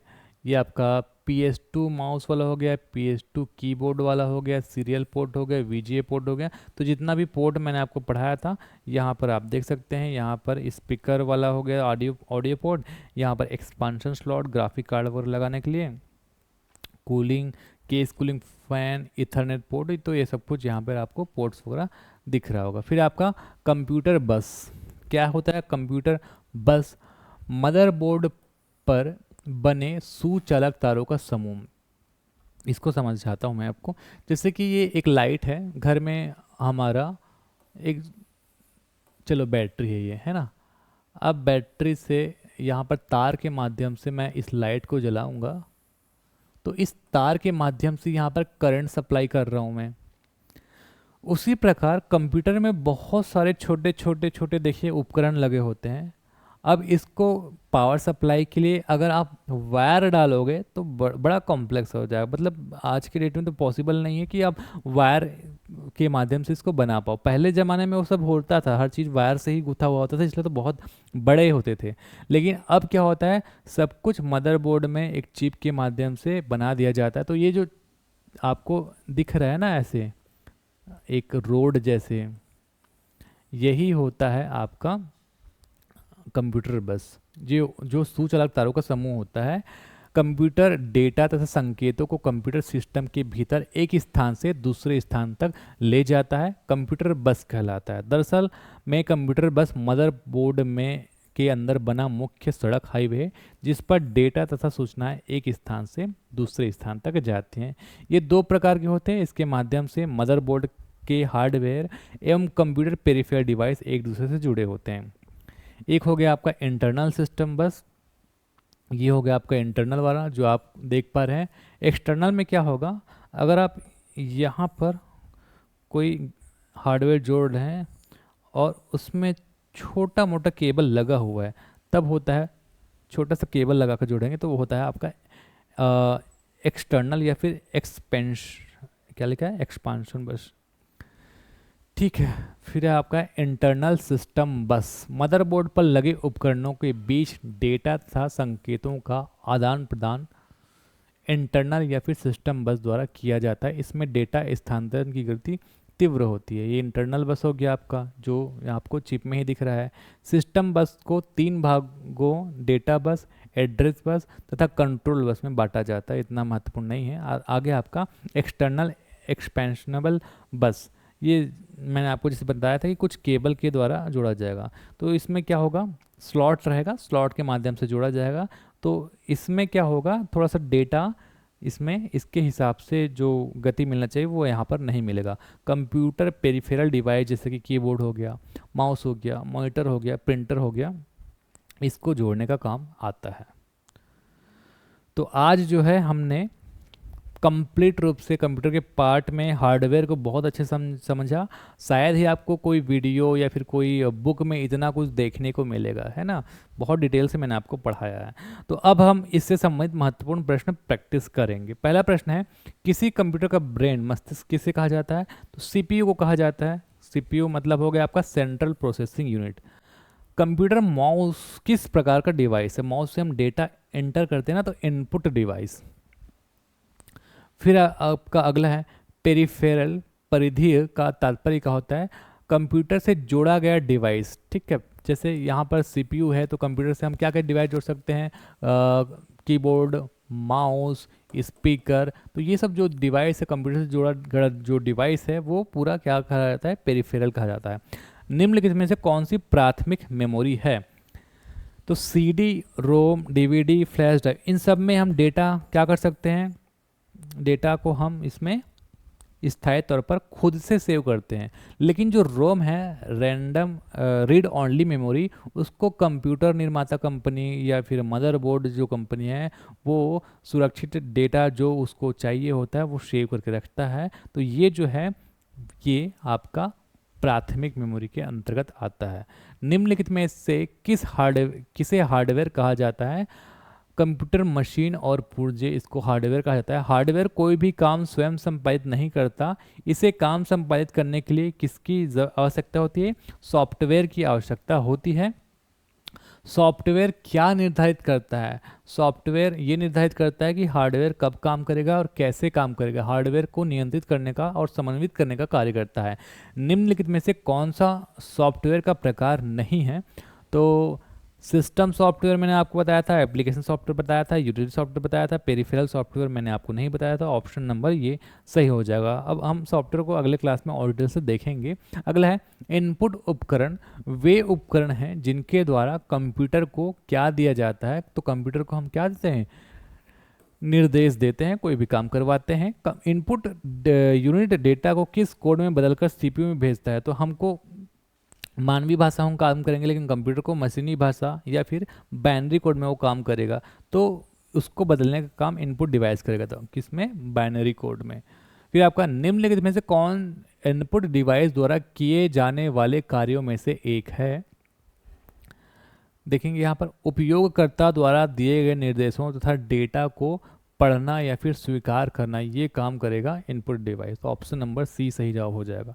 प्रोसेसिंग के बाद प्राप्त रिजल्ट क्या कहलाता है? प्रोसेसिंग के बाद प्राप्त जो रिजल्ट है हमारे काम का चीज, वो कहलाएगा आउटपुट। निम्नलिखित में से कौन एक आउटपुट उपकरण है? उदाहरण नहीं है लिखा है इससे ना। तो आउटपुट उपकरण का उदाहरण देखिए, कीबोर्ड है एक इनपुट डिवाइस, तो यहाँ पर सही जवाब यह आ जाएगा। सिस्टम यूनिट का मुख्य कार्य क्या है? केवल डेटा स्टोर करना, कंप्यूटर के सभी अंगों को आपस में जोड़कर रखना। सिस्टम यूनिट कंप्यूटर के सभी अंगों को जोड़कर रखता है। कंप्यूटर कैबिनेट का कार्य क्या है? सिस्टम यूनिट के घटकों की बाहरी रूप से सुरक्षा करता है। किसी कंप्यूटर का मुख्य सर्किट मदरबोर्ड कहलाता है। मदरबोर्ड पर कौन कौन से उपकरण लगे हो सकते हैं? देखिए मदरबोर्ड पर तो बहुत सारे उपकरण हो सकते हैं। ऑप्शन के हिसाब से यहाँ पर देखिए CPU, ROM chip, RAM chip, ये सब चीज़ लगे हो सकते हैं। भविष्य में हार्डवेयर उपकरण को जोड़ने के लिए मदरबोर्ड पर क्या लगा होता है? अलग से एक्सपेंशन स्लॉट देखने को मिलता है आपको। सीपीयू को कंप्यूटर का क्या कहते हैं? सीपीयू को कंप्यूटर का हृदय या फिर मस्तिष्क कहते हैं। सीपीयू का मुख्य कार्य क्या है? सीपीयू का मुख्य कार्य है डेटा को निर्देशानुसार प्रोसेस करना। सीपीयू के 3 प्रमुख भाग कौन कौन होते हैं? Arithmetic logic unit ALU, control unit CU और मेमोरी यूनिट, ये 3। पहला माइक्रो प्रोसेसर जिसमें सीपीयू के सभी अवयव एक चिप पर लगाए गए थे कौन सा था? तो पहला माइक्रो प्रोसेसर था इंटेल 4004, जो कि इंटेल कंपनी के द्वारा बनाया गया था। कंट्रोल यूनिट को कंप्यूटर का क्या कहा जाता है? कंट्रोल यूनिट को कंप्यूटर का नाड़ी तंत्र कहा जाता है। और मस्तिष्क सीपीयू को। कंट्रोल यूनिट का मुख्य कार्य क्या है? कंट्रोल से समझ जाना, नियंत्रण करना। तो इनपुट और आउटपुट डिवाइस तथा अन्य हार्डवेयर को नियंत्रित करने का कार्य करता है। अरिथमेटिक लॉजिक यूनिट का वास्तविक काम क्या है? अरिथमेटिक लॉजिक यूनिट का वास्तविक काम है डाटा प्रोसेसिंग। एएलयू को मुख्य रूप से कितने भागों में बांटा जाता है? तो एएलयू को मुख्य रूप से 2 भागों में बांटा जाता है, एयू और एलयू। एयू मतलब अर्थमेटिक यूनिट कौन सी गणनाएं संपन्न करता है? अर्थमेटिक यूनिट जो है नॉर्मल जो अंकगणितीय गणना है, जैसे जोड़ घटाना, ये सब काम करता है। जबकि लॉजिक यूनिट तार्किक कार्य, जैसे बड़ा है छोटा है, तार्किक कार्य लॉजिकल यूनिट करता है। सीपीयू के अंदर बनी अत्यंत तीव्र गति वाली प्राथमिक मेमोरी कौन सी है? तो सीपीयू के अंदर क्या क्या बना रहता है? एक तो रजिस्टर और कैश मेमोरी। तो ऑप्शन के हिसाब से यहाँ पर रजिस्टर आ जाएगा। सीपीयू वांछित सूचना के लिए सबसे पहले किसकी तलाश करता है? ऑप्शन में देखिए, ऑप्शन के हिसाब से आ जाएगा cache memory. Cache memory CPU और मुख्य मेमोरी के बीच बफर का काम करता है। प्राथमिक मेमोरी को और क्या कहते हैं? प्राथमिक को हम आंतरिक, क्योंकि अंदर में रहता है, और मुख्य मेमोरी भी कहते हैं। प्राथमिक मेमोरी की क्षमता कैसी होती है और गति कैसी होती है? तो इसकी जो क्षमता है, मतलब डेटा स्टोर करने की क्षमता कम होगी, तो इसलिए कम क्षमता कम, लेकिन गति बहुत तीव्र होती है, तो कम क्षमता तीव्र गति, इसलिए ये महंगा भी होता है। रैम का पूरा नाम क्या है? Random access memory. रैम का पूरा नाम रैंडम एक्सेस मेमोरी। रैम किस प्रकार की मेमोरी है? रैम है आपका ये यहाँ पर अस्थायी और प्राथमिक मेमोरी। रोम का पूरा नाम क्या है? Read only memory. रोम किस प्रकार की प्राथमिक मेमोरी है? रोम है एक स्थायी मेमोरी, जो कि मदरबोर्ड निर्माता कंपनी या फिर कंप्यूटर निर्माता कंपनी द्वारा बनाया जाता है, वहाँ पर डेटा सेट किया जाता है। बायोस का पूरा नाम है बेसिक इनपुट आउटपुट सिस्टम। जब कंप्यूटर ऑन किया जाता है तो सबसे पहले कौन सा सॉफ्टवेयर चलता है? मैंने आपको बताया था, बायोस सॉफ्टवेयर चलता है। बायोस द्वारा कंप्यूटर से जुड़े हार्डवेयर की जांच को क्या कहा जाता है? Power on self test POST कहा जाता है। डेटा, सॉफ्टवेयर और अंतिम परिणामों को स्थायी रूप से किस मेमोरी में संग्रहित किया जाता है? अंतिम परिणाम को स्थायी रूप से संग्रहित किया जाता है सेकेंडरी मेमोरी में। निम्नलिखित में से कौन सहायक मेमोरी का उदाहरण है? सहायक मतलब सेकेंडरी कौन सा है? रैम तो प्राथमिक है, रोम भी प्राथमिक है, हार्ड डिस्क है, रजिस्टर भी प्राथमिक है, तो हार्ड डिस्क का आंसर आ जाएगा। पावर सप्लाई यूनिट का मुख्य काम क्या है? 220 वोल्ट एसी को 12 वोल्ट डीसी में कन्वर्ट करता है। पीसीआई का पूरा नाम क्या है? पीसीआई का पेरिफेरल कंपोनेंट इंटरकनेक्ट। यूएसबी का पूरा नाम यूनिवर्सल सीरियल बस।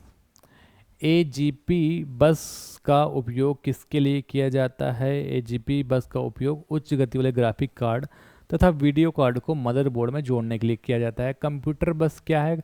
मदरबोर्ड पर सुचालक तारों का समूह है, जो कंप्यूटर के डेटा या फिर संकेत को एक स्थान से दूसरे स्थान पर पहुंचाता है। निम्नलिखित में से कौन सा समूह केवल इनपुट डिवाइस से संबंध रखता है? इनपुट डिवाइस में आ जाएगा आपका माउस आ जाएगा, कीबोर्ड आ जाएगा और स्कैनर आ जाएगा। निम्नलिखित में कौन सा इनपुट डिवाइस नहीं है? माउस तो है, प्रोजेक्टर नहीं है, टच स्क्रीन भी है, स्कैनर भी है। निम्नलिखित में से कौन सी इनपुट डिवाइस है? तो माउस तो है, विजुअल डिस्प्ले यूनिट ये नहीं है, स्पीकर नहीं, प्रिंटर नहीं है, माउस आ जाएगा। निम्नलिखित में से कौन सा आउटपुट डिवाइस है? आउटपुट डिवाइस कौन सा है? माउस तो नहीं है, कीबोर्ड भी नहीं है, स्पीकर आउटपुट डिवाइस है, जॉयस्टिक भी इनपुट डिवाइस है, तो स्पीकर उत्तर आ जाएगा। कंप्यूटर को चालू करने की प्रक्रिया कहलाती है बूटिंग। तो इस तरीके से टोटल जो 50 प्रश्न है वो भी आपके पूरे हुए। अगर आपको ये वीडियो अच्छा लगा तो वीडियो को लाइक कर दीजिएगा। अभी तक अगर आपने पेड क्लास नहीं ज्वाइन किया, अगर आपको अच्छा लगता है तो पेड क्लास भी आप ज्वाइन कर सकते हैं हमारे मोबाइल एप्लीकेशन पे जुड़कर। मोबाइल एप्लीकेशन का नाम है अजय साहू ऑनलाइन क्लासेस। और अगर आपको क्लास से संबंधित कोई भी दिक्कत रहेगा, पेड क्लास ज्वाइन करना होगा, तो ये हमारा नंबर है 9399589991। इस पे आप कांटेक्ट कर सकते हैं। तो आज के लिए बस इतना ही। नमस्कार, धन्यवाद।